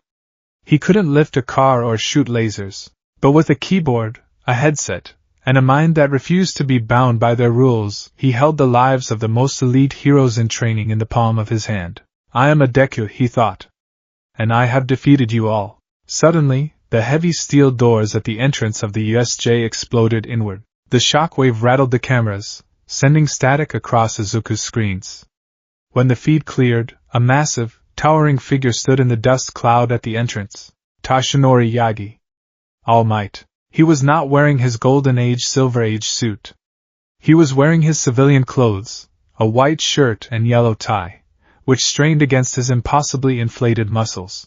But it wasn't his clothes that sent a shiver down Izuku's spine. It was his face. The symbol of peace was not smiling. His face was shadowed in absolute, terrifying fury. The glowing blue irises in his sunken eyes burned with a righteous wrath that seemed to distort the very air around him. I had a bad feeling, so I took a shortcut. All Might's voice boomed, so loud the audio feed crackled and popped. And it seems my fears were justified. He ripped off his tie and tore his shirt open, revealing his hero costume beneath. Fear not, students. Because I am here. Izuku leaned forward, his nose inches from the main monitor. His heart hammered in his chest. The final boss. Tamura, Izuku said, his voice dropping to a harsh whisper. He is angry. Anger makes him predictable. But do not underestimate his speed. Fall back behind the Nomu. Now. Before Shigaraki could even register the command, All Might moved. He didn't run. He crossed the distance of the massive plaza in a single, catastrophic leap. He grabbed Aizawa's unconscious body in one arm, snatched up the villains surrounding him, and tossed them aside like ragdolls, stopping directly in front of Shigaraki. The sheer wind pressure of All Might's movement blew the hand right off Shigaraki's face. Noma! Shigaraki shrieked, stumbling backward in genuine panic. Carolina smash! All Might roared, bringing his arms down in a devastating cross-chop aimed directly at Shigaraki's head. The Noma intercepted. The creature stepped between them, taking the full, earth-shattering force of All Might's twin blows directly against its exposed brain and thick shoulders. The ground beneath the Noma cratered, sending chunks of concrete flying into the air. But the creature didn't flinch. It didn't even bend its knees. All Might's eyes widened in shock. Shock absorption, Izuku muttered in the dark room, watching the telemetry. It's working. The kinetic energy is being dispersed throughout the muscle tissue. It doesn't work on me, hero. Shigaraki laughed maniacally, regaining his composure. He was made to take you at 100%. All Might narrowed his eyes. He unleashed a flurry of punches, left hooks, right straights, uppercuts. His fists moved so fast they created a vacuum, generating localized tornadoes of air pressure in the plaza. Then I'll just have to go beyond that. All Might roared. Izuku watched intently. He knew this man. He had studied every single fight All Might had ever participated in since his debut. He knew his cadences, his breathing patterns, his tells, and more importantly, thanks to the horrific encounter on the rooftop, Izuku knew All Might's secret. His left side, Izuku thought. The injury. His respiratory system is crippled. He operates on a strict time limit, and prolonged, high-intensity exertion drains that limit exponentially faster. Tamura, Izuku spoke sharply into the comms. Do not let All Might build momentum. His fighting style relies on psychological dominance. He hits fast and hard to overwhelm the opponent's guard. Instruct the Nomu to go on the offensive. Target his left side. Under the ribs. You heard the strategist. Shigaraki yelled to the beast. Kill him. Left side. The Nomu roared, a shrill, agonizing sound that sounded like a tortured bird. It swung a massive black fist, perfectly intercepting All Might's next punch. The collision of their fists sent a shockwave that shattered the glass of the USJ dome above. Instead of backing down, the Nomu stepped into All Might's guard. It utilized its super regeneration, ignoring the micro-tears in its muscles, and drove a vicious knee directly into All Might's left side. All Might gasped. A sickening cough racked his chest, and a spray of crimson blood erupted from his mouth. The students, still trapped in their respective zones but watching the center plaza feeds via the facility's massive jumbotrons, screamed in horror. Their god was bleeding. Yes. Shigaraki cheered. He's weak. The data was right. Maintain pressure, Izuku ordered, his eyes locked on All Might's vital signs, which he was estimating based on respiratory rate and muscle tremors. He is stalling. He wants to grapple. Do not let him grapple. All Might, desperate and bleeding, attempted a suplex, grabbing the Noma by the waist and driving it backward into the concrete. Plus Ultra, the explosion of power was magnificent. It was the absolute pinnacle of Hero Society's strength. The Noma was driven through the floor, burying it in the earth. All Might stood up, panting heavily, steam rising from his massive frame. He raised a fist to the sky, striking his iconic pose. The students began to cheer. They believed it was over, but Izuku simply pressed a button on his keyboard. Noma, get up. From the crater, a black hand shot out, grabbing All Might's ankle. The Noma pulled itself from the rubble, its crushed skull visibly regenerating with sickening squelches, the bone and tissue knitting back together in seconds. All Might's triumphant pose faltered. The steam rising from his body grew thicker. He was deflating. He's out of time, Izuku realized, his breath catching in his throat. He has pushed himself past his limit. He can't maintain the muscle form. The Noma surged upward, wrapping its massive arms around All Might's torso in a bear hug, squeezing with enough force to bend steel. All Might cried out in agony, his left side buckling under the immense pressure. Blood poured from his mouth, staining his white shirt red. Master, Kurogyri murmured from the USJ, watching the spectacle. We have him, Tamura, Izuku said, his voice eerily calm. The game is over. Recalled the Nomu. What? Shigaraki screamed into the mic. Are you insane, Deku? We have him. I can walk over there right now and dust his face. We can kill the symbol of peace, and turn him into a martyr, Izuku replied coldly. Look at him, Tamura. Izuku switched the feed to a high-resolution close-up of All Might's face. The hero was grimacing in pure agony. The golden hair was matted with sweat and blood. But worse, his muscles were visibly shrinking. The steam was obscuring him, but the transformation was beginning to fail. If you kill him now, he dies fighting, Izuku explained, his voice echoing in Shigaraki's earpiece like the voice of a dark god.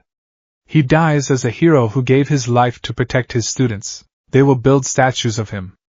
They will use his death to inspire 1,000 more heroes just like him. They will hunt us to the ends of the earth with righteous fury. Izuku leaned closer to the microphone. But look at the students. Look at the cameras. I have hacked the Yui network. This feed is currently being recorded to an offshore server. I want the world to see the invincible All Might bleeding. I want them to see him struggling, helpless in the grip of a monster. In the facility, Shigaraki paused. His hands twitched. We leave him alive, Izuku commanded. We leave him broken. Let him survive today knowing that he couldn't save his students without nearly dying himself.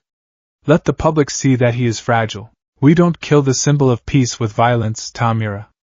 We kill him with doubt. Shigaraki stared at the bleeding, struggling All Might.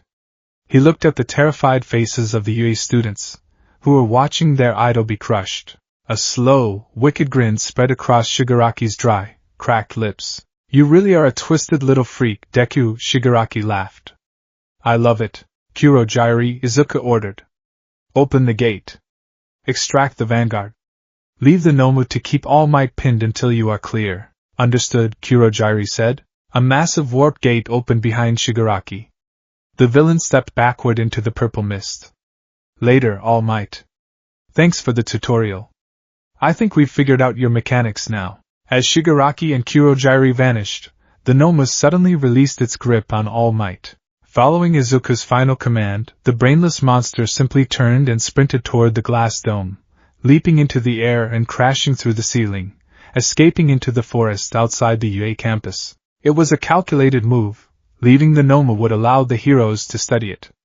Izuku wasn't about to give them that data. All Might collapsed onto the ruined concrete of the plaza.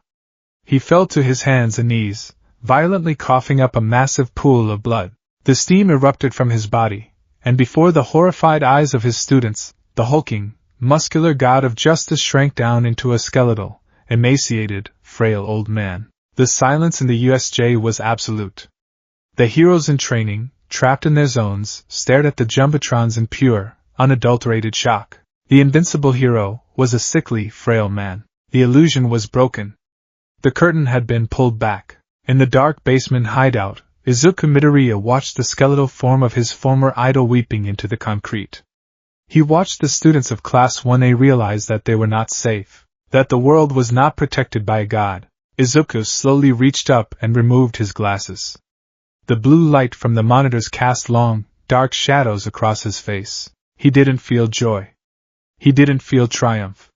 He felt a cold, terrifying emptiness, slowly being filled by a sense of absolute power. Analysis complete, Izuku whispered into the quiet room. He reached for a new, black leather-bound notebook on his desk. He opened it to the first page, uncapped a pen, and began to write. The symbol of peace can bleed. The foundation is cracked. Commencing Phase 2.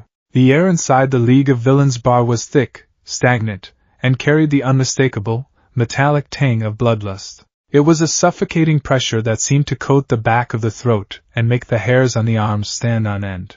Izuku Midoriya, now known exclusively as Deku within these walls, sat quietly in the corner booth, the glowing screen of his heavily encrypted laptop illuminating his face in a pale blue hue. His fingers were perfectly still above the keyboard. His eyes, cold and analytical behind his black-framed glasses, were fixed on the scene unfolding in the center of the room. Tamura Shigaraki was on the floor, pinned beneath the weight of a nightmare. The man kneeling on Shigaraki's chest was Kaizomi Akaguro, globally infamous as the hero killer, Stain. He was a terrifying amalgamation of tattered crimson scarves, jagged steel, and pure, unadulterated zealotry. A massive, serrated katana was buried deep into the floorboards mere millimeters from Shigaraki's neck. Stain's boot was pressed firmly against Shigaraki's shoulder, holding him down. "You call yourself a villain," Stain rasped, his voice a guttural scrape of sandpaper over bone. His long, inhumanly grotesque tongue slithered over his dry lips. "But you are nothing more than a child throwing a tantrum. You have no conviction. You have no ideology. You just want to destroy because you are unhappy. People like you are the reason this society is infected with fakes." Shigaraki bared his teeth, his crimson eyes wide with manic fury. One of his disembodied hands had been knocked loose during the brief, entirely one-sided scuffle, and it lay on the floor a few feet away. "Kurojiiri!"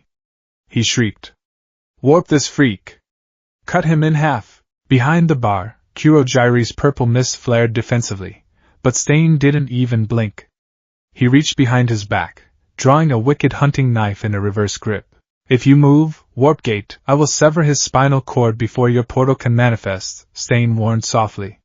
He looked back down at Shigaraki, his white, pupilless eyes narrowing in absolute disgust. "I came here because the rumors said the League of Villains was challenging the status quo. That you exposed the symbol of peace's frailty at the USJ. But I see now I was mistaken. You are just a thug with a dangerous quirk. You have no place in my purge." Stain raised the knife, angling it directly toward Shigaraki's collarbone. The killing intent was so palpable it made the air temperature in the room drop. "Statistically speaking, killing him right now would be a monumental waste of your time, hero killer." The voice was calm, level, and entirely devoid of fear. It cut through the heavy, blood-soaked atmosphere like a scalpel through soft tissue. Stain froze. He slowly turned his head, his terrifying gaze locking onto the corner booth. Izuku didn't flinch. He sat completely still, his hands resting on the table next to his laptop. He was currently wearing a pristine white button-down shirt beneath his dark tactical vest, projecting an aura of absolute, clinical professionalism. His green eyes met the hero killer's dead-on.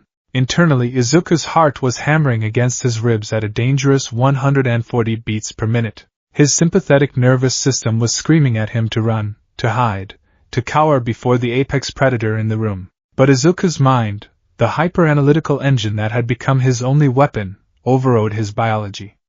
He categorized Stain's posture, the grip on the knife, the micro-expressions of his facial muscles. "He is a fanatic," Izuku analyzed.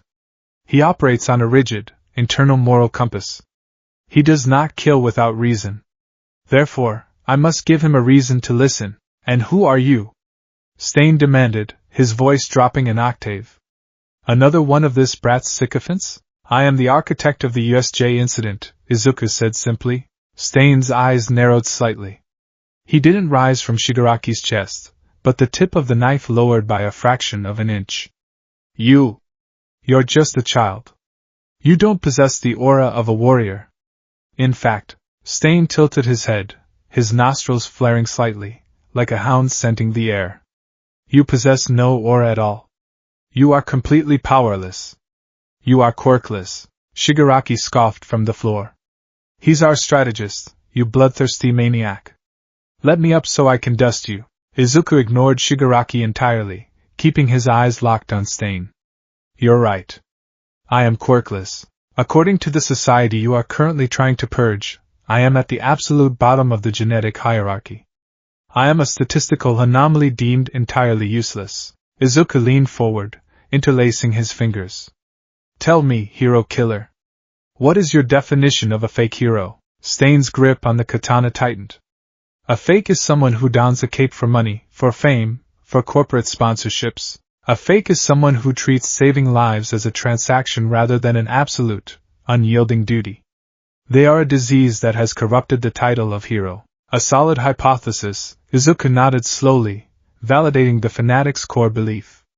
But you are treating the symptoms, not the disease itself. You hunt down individual pros in back alleys. You kill them, and the media brands you a monster, using your actions to further justify their own existence. The Hero Commission simply replaces the fake you killed with another marketable graduate from UA. You are trying to empty the ocean with a teacup. Stain's tongue retracted. He stood up slowly, removing his boot from Shigaraki. He turned his full, terrifying attention toward the quirkless boy in the booth. And you think you have a better way? Stain asked, his tone laced with a dangerous mixture of skepticism and curiosity. I don't think. I calculate, Izuku corrected, closing his laptop with a soft click.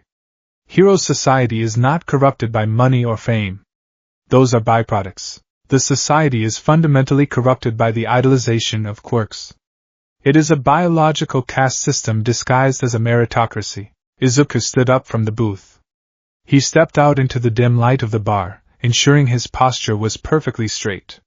He had to project intellectual dominance to counter Stain's physical dominance. They take a child who can sweat explosives, tell him he is a god, excuse his violent behavior, and fast-track him into an agency where he can beat criminals into submission with zero accountability, Izuku said, the faint ghost of Katsuki Bakugo's sneer flashing in his mind. They take a child without a quirk, tell him he is worthless, and leave him to drown in a society that fundamentally rejects his existence. They don't care about the heart, Stain. They only care about the genetics. Stain took a slow step forward. And All Might? The question was the ultimate test. It was the linchpin of Stain's ideology. To Stain, All Might was the only true hero. Izuku's expression remained completely neutral, but inside, a dark, cynical amusement coiled in his chest. All Might is the greatest hypocrite of them all, Izuku stated, his voice ringing with absolute, unshakable conviction. Stain's eyes widened in genuine fury. In a blur of motion, he crossed the room. The cold steel of his hunting knife was pressed flush against the skin of Izuku's throat. A single drop of blood welled up, trailing down Izuku's collar. Choose your next words very carefully, boy, Stain whispered, his breath hot and smelling of iron against Izuku's face. All Might is the sole beacon of true justice in this world. Izuku didn't swallow. If he swallowed, the blade would cut deeper. He looked directly into the fanatic's eyes. He is a beacon built on a lie, Izuku said softly. You saw him at the USJ. You saw his true form. A skeletal, bleeding, broken man. He hides his frailty from the world because he believes society will collapse without his image. He hoards the concept of peace, making the entire world dependent on his existence, while simultaneously telling anyone who lacks genetic power that they cannot help. Izuku leaned slightly into the blade, an act of sheer psychological defiance that made Stain's eye twitch. All Might stood on a rooftop and told me, a quirkless boy willing to die to save others, that I had to be realistic. That I couldn't be a hero. He denied my heart because of my biology, Izuku said, his voice dropping into a venomous whisper. He doesn't want true heroes, Stain. He wants a monopoly on justice. For a long, agonizing moment, either of them moved. The tension in the bar was thick enough to choke on. Shigaraki was slowly pushing himself off the floor, his hand hovering over his neck, watching the exchange with a mixture of resentment and dark fascination. Kurogyuri stood frozen behind the bar. Slowly, incredibly slowly, Stain lowered the knife. He stepped back, wiping the single drop of Izuku's blood off the blade with his thumb. He looked at the blood, then looked back at Izuku. The bloodlust in his eyes had evaporated, replaced by a profound, chilling respect. You do not possess power, Stain said, his voice remarkably calm. But you possess vision. You see the rot in the foundation, not just the cracks in the walls. You have the eyes of a fanatic child, but the mind of a god. Izuku let out a slow, controlled breath, managing his heart rate. I am a strategist. I do not want to just kill heroes. I want to shatter the Commission. I want to dismantle the UA pipeline. I want to break the very concept of superhuman society so that we can rebuild it on a foundation of actual equality. And how do you propose we do that? Stain asked, sheathing his knife. We give them a martyr, Izuku said, turning his back on Stain and walking back to his laptop. He opened the screen, the pale blue light washing over his face once more. You are currently operating in Hosa City. The heroes there are complacent. Your isolated attacks have bred fear, but fear is temporary. We need to escalate it to systemic terror. Shigaraki, finally finding his voice, sneered. I brought 3 nomas for Hosu. We drop them in the city center. We let them rampage. It'll show everyone how weak the heroes really are. Brute force, Stain spat in disgust. Mindless destruction achieves nothing but chaos. I agree with the hero killer, Izuku said smoothly, his fingers flying across the keyboard. He pulled up a highly detailed, 3-dimensional topographic map of Hosa City, overlaid with real-time police patrol routes and hero agency jurisdictions. Chaos for the sake of chaos is what children do. We are going to orchestrate a symphony. Izuku highlighted 3 specific locations on the map. Tamura, you will deploy your nomas in these 3 sectors. But they are not the main event. They are a distraction. A highly visible, highly destructive distraction designed to draw every major pro-hero in Hosu away from the alleyways and into the main streets. Izuku zoomed in on a labyrinthine section of Hosu's urban center. Hero killer, Izuku said, turning the laptop so Stain could see. While the nomas occupy the heavy hitters, you will be operating here. Undetected. Uninterrupted. You will hunt, but you will not just hunt anyone. Izuku's fingers danced across the keys again, pulling up a UA student file. The face of Ida Tenya, the serious, bespectacled class representative of 1A, appeared on the screen. This is Ida Tenya, the younger brother of the pro-hero Ingenium. The same Ingenium you paralyzed last week in Tokyo, Izuku explained clinically. According to my algorithms monitoring UA internship requests, Ida has deliberately chosen a low-tier hero agency in Hosa City.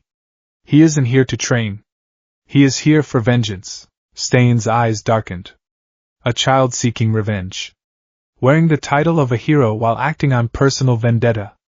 Disgusting. Exactly, Izuku nodded. He is the perfect embodiment of everything you despise. A fake who uses his status to pursue a personal grudge. I have manipulated the patrol dispatch algorithms. Ida will be directed to your sector. Izuku stood up, adjusting his glasses.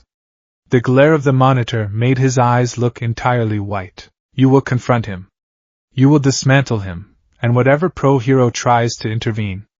But you will not do it in the dark. Izuku reached into his tactical vest and pulled out a small, spherical object, a high-definition, micro-recording drone. I will be watching. I will be recording every word, every strike, and when the time is right, I will broadcast your ideology to the entire world. Stain looked at the drone, then at the quirkless boy holding it.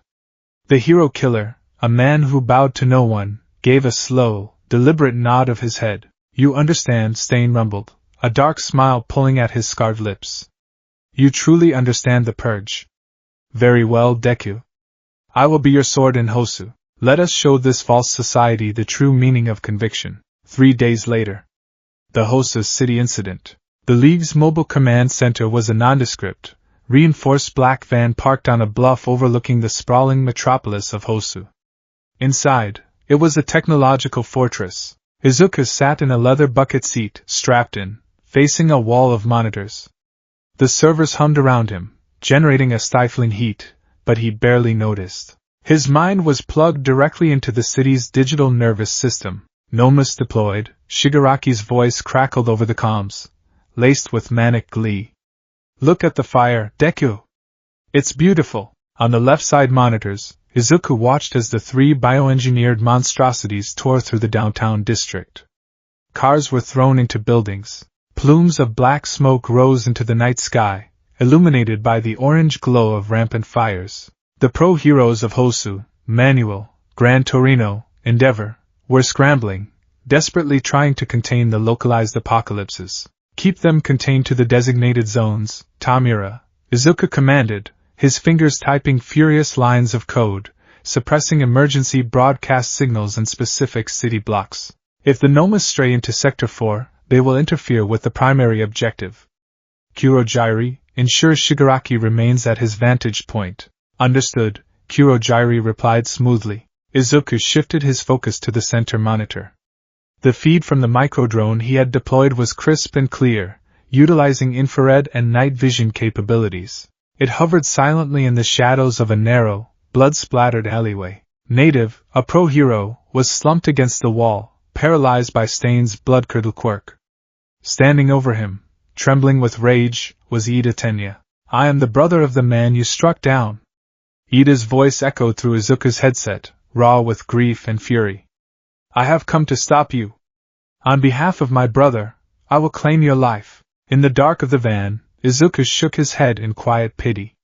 Foolish. On the screen, Stain's response was immediate and terrifying. You prioritize your own selfish desires over saving the man bleeding behind you. You are no hero.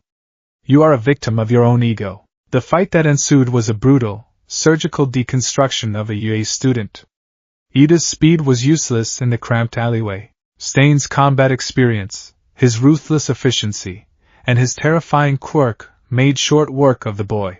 Within 2 minutes, Ida was on the ground, a blade through his arm, paralyzed and weeping in impotent rage. Izuku watched intently. He was analyzing Stain's movements, cataloging the activation time of bloodcurdle, noting the duration based on blood type, information he had deduced from hospital records he had hacked prior to the operation. Suddenly, a massive wave of fire and ice erupted into the alleyway. Izuku's eyes widened slightly. He checked his perimeter sensors. Todoroki Shoto. He abandoned his patrol with endeavor to answer a distress ping Ida managed to send on a private channel. Fascinating, Izuku murmured to himself. The UA bonds are stronger than protocol. A variable, but an acceptable one. The battle escalated. Todoroki, with his overwhelming elemental power, forced Stain to rely on agility and evasion. Knives flew. Ice shattered. Fire scorched the brick walls. Izuku directed the micro-drone to adjust its angles, capturing the fight with cinematic perfection. It wasn't just a brawl, it was a narrative unfolding in real time. Stain was lecturing them as he fought. He was exposing their flaws, challenging their resolve, preaching his gospel of true heroism. A society built on a foundation of fake heroes will eventually crumble. Stain roared, slicing through a glacier of ice. You children are merely products of a diseased system. Perfect, Izuku thought. He opened a secure connection to the central routing servers of Japan's major broadcasting networks. It was a monumental feat of cyber warfare, bypassing government-grade IC, intrusion countermeasures electronics, that Izuku had spent the last 72 hours systematically dismantling. Down in the alley, the fight was reaching its climax. Stain was incredibly fast, but he was facing two elite prodigies, and he was intentionally holding back lethal blows against Todoroki, whom he recognized as possessing the spirit of a true hero. Eventually, a combination of ice, fire, and a desperate, reciprocal burst kick from a recovering Ida sent Stain crashing against the wall, breaking his ribs and knocking him unconscious. The pro-heroes, led by Endeavor, finally arrived, securing the scene. They bound Stain in heavy restraints. The hero killer was defeated. Deku, Shigaraki hissed over the comms, furious. The idiot lost. He got taken down by kids. I'm sending a Nomu to wipe them all out. Negative, Izuku snapped, his voice ringing with absolute authority. The Nomus are recalled. Kurogyri, extract Tamura immediately. The physical battle is over. The ideological war begins now. Izuku watched the feed as the pro-heroes dragged the restrained, unconscious Stain out to the main street. The Nomus had been warped away, leaving the city in ruins, but the heroes believed they had won. They were patting themselves on the back, checking on the UA students, the media vans already pulling up to the perimeter to capture the victory of the pros. Suddenly, one of the flying Nomus, a winged variant that had escaped Kurogyri's initial recall, swooped down from the sky. It bypassed the pros entirely, its rudimentary brain fixating on the nearest target. It grabbed Izuku's former classmate. Midoriya wasn't there to save anyone, so the Nomu grabbed a civilian bystander, preparing to tear them apart. The pros froze, exhausted and out of position. Endeavor was too far away. Todoroki and Ida were injured. The civilian was seconds away from death, and then, a miracle of sheer, fanatical willpower occurred. Stain, his ribs shattered, his lungs punctured, awoke. The sight of a civilian in danger, and the fake heroes failing to act, triggered a monstrous surge of adrenaline. With a sickening crack, Stain tore his own arms out of their sockets to slip the heavy restraints. He lunged forward, grabbing a discarded knife from a stunned hero's belt. Moving faster than the human eye could track, Stain leaped into the air and drove the blade directly into the exposed brain of the winged Nomu, killing it instantly. The monster crashed to the street, Stain landing heavily atop its corpse. The street went dead silent. The pro-heroes, the police, the students, everyone stared in absolute terror at the bleeding, broken man standing atop the monster. Stain's mask had fallen off. His face was a mask of demonic fury. His white eyes bulged.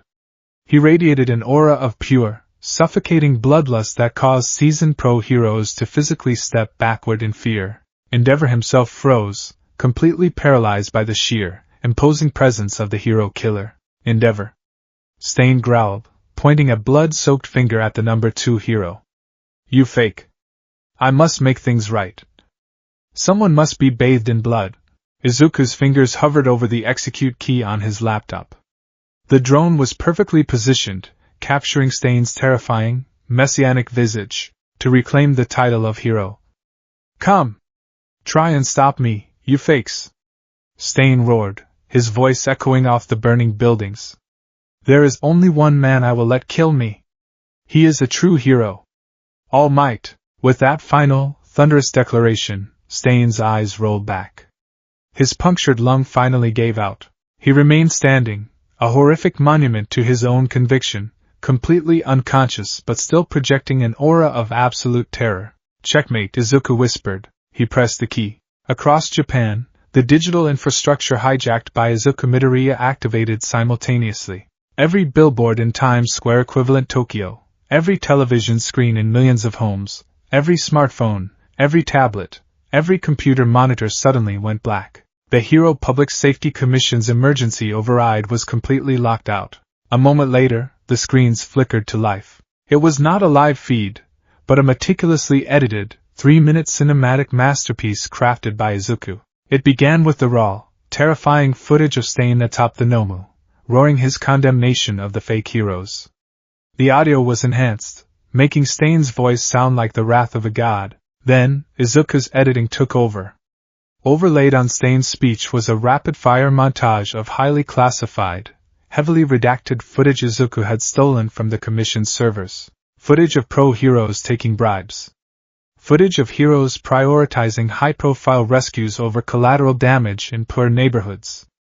Footage of the UA Sports Festival, highlighting the commercialization and weaponization of children for entertainment. And finally, intercut with Stain's screams for All Might, was the leaked footage of the USJ. The high-resolution video of All Might, bleeding, struggling, and finally shrinking into his frail, pathetic true form, desperately trying to hide his weakness from the world. The video ended with a simple, stark white text on a black screen. The foundation is rotten. Wake up. In the van, Izuku leaned back, closing his eyes, listening to the hum of the servers. He didn't need to see the outside world to know what was happening.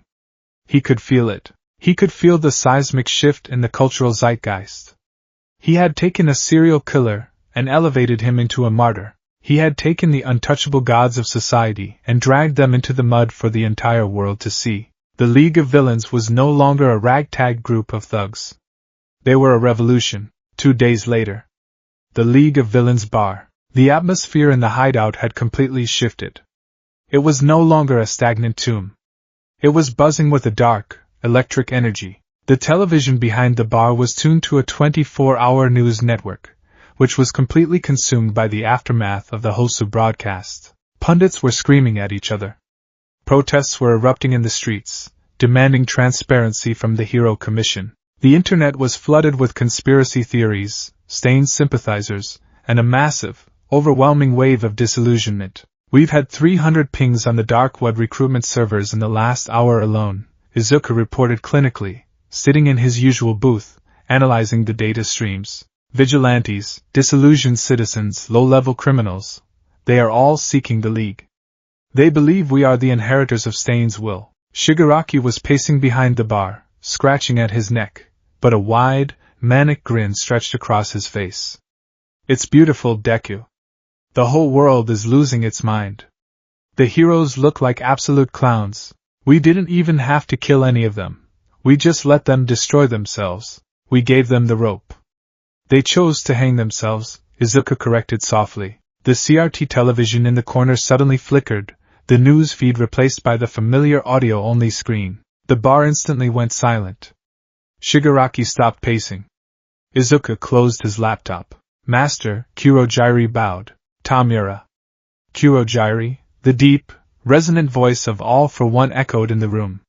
"You have performed adequately in Hosu. But I wish to speak with our strategist." "Izuku, my boy. Come to the monitor." Izuku stood up, smoothing down his vest, and walked to the bar, standing in front of the television. "Yes, master. I have lived a very long time," Izuku, All for One began, his voice dripping with a paternal pride that sent a shiver down Izuku's spine. "I have fought armies. I have crushed empires. I have killed thousands of heroes. But I have never seen a single individual inflict so much psychological damage upon this society in a single night without throwing a single punch. I merely utilized the variables at my disposal," Izuku replied, keeping his voice carefully neutral, though the validation warmed the cold void in his chest. "Humility is a virtue, but false modesty is an insult to your own genius," All for One chuckled. "You have taken Tamura's blunt instrument and turned it into a scalpel. You have elevated the League from a nuisance to a legitimate ideological threat. And for that, you must be rewarded." The television screen flickered. "Kurogyri?" "The case." Kurogyri nodded. He opened a small warp gate above the bar counter, reaching his hands in. He pulled out a sleek, matte black, metallic briefcase. He set it gently on the bar in front of Izuku and popped the latches. Izuku looked inside. The case was lined with dense foam. In the center lay a pair of sleek, black, gauntlet-like bracers, interwoven with dark green carbon fiber plating. Beside them was a custom-designed, matte black sidearm, a specialized grapple gun designed for high-mobility traversal and capturing, clearly inspired by Eraserhead's binding cloth, but modernized and mechanized. "State-of-the-art support gear," All for One explained. "The bracers are equipped with kinetic shock absorbers and microtaser filaments. The grapple operates on a compressed pneumatic system. You will no longer be a liability in the field, Izuku. You will have the mobility and defensive capability to match your intellect." Izuku reached out, his fingers brushing against the cold metal of the bracers. It was everything he had ever dreamed of when he was sketching in his notebooks. Gear designed specifically for him. "Thank you, Master," Izuku said softly. "This is more than enough." "It is only the first part of your reward, my boy," All for One said. Izuku paused. He looked up at the television screen. "Support gear can be broken. Support gear can be confiscated." All for One's voice dropped into a low, mesmerizing timbre. "A brilliant mind can compensate for physical weakness, but why should it have to? Why should the architect of this new world be bound by the genetic failures of the old one?" Izuku's heart completely stopped. The air left his lungs. He stared at the screen, his mind suddenly struggling to process the implications of what the ancient villain was saying. Master, you can't mean. I have stockpiled many abilities over my lifetime, Izuku. Most are blunt, destructive things. But some are subtle. Refined. A new warp gate, barely larger than a dinner plate, opened directly in front of Izuku's chest. Step closer, Izuku. Izuku was trembling. The cold, analytical wall he had built around himself shattered entirely. He was 14 years old again, standing in the doctor's office, hearing the words that condemned him. He was standing on the roof, begging for a crumb of hope. For 14 years he had been quirkless. It was his identity. It was his curse.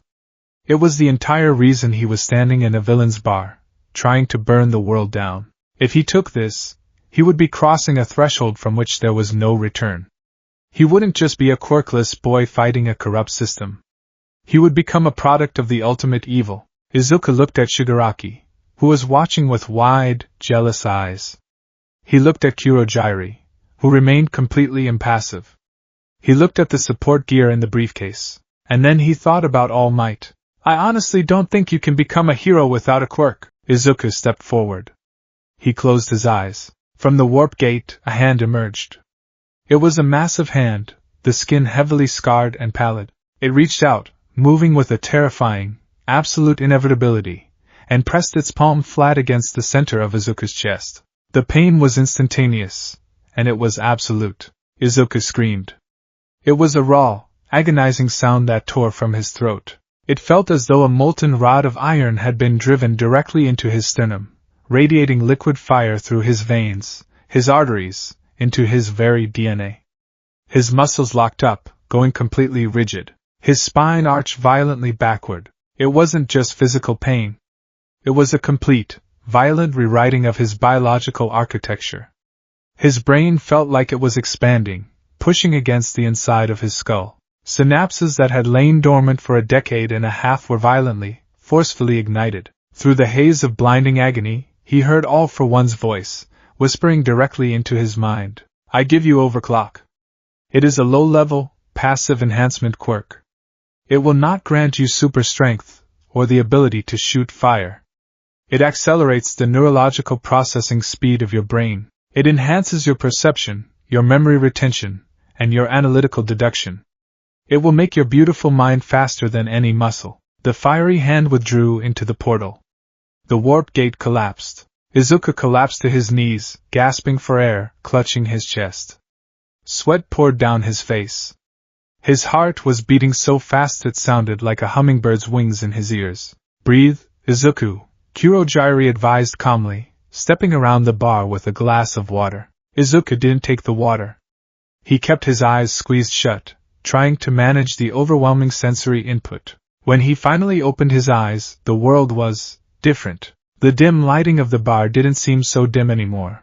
His pupils had adjusted with microsecond precision. He looked at the dust motes dancing in the air, and his brain instantly, involuntarily calculated their trajectory and speed based on the ambient airflow of the room. He looked at Shigaraki, and he didn't just see a villain. He saw the exact tension in his extensor muscles, predicting a hand movement 2 seconds before Shigaraki even twitched. The world had snapped into a terrifying, crystalline focus. He wasn't just seeing things, he was reading the source code of reality. Izuku slowly stood up. The pain was fading, replaced by a cold, buzzing electricity running through his nervous system. He looked down at his own hands. They were the same hands, freckled and scarred from years of frantic note-taking. But they were no longer useless. They were no longer the hands of a Deku. He looked at the black briefcase on the bar. He reached out and smoothly engaged the bracers, locking them onto his forearms with a satisfying clack. He holstered the grapple gun at his hip. He turned to the television screen, his green eyes glowing with an intense, unnatural sharpness. How does it feel, my boy? All for One asked. Izuku Midoriya, the quirkless boy who had been told to take a swan dive off a roof, adjusted his glasses. A dark, predatory smile spread across his face. It feels like checkmate.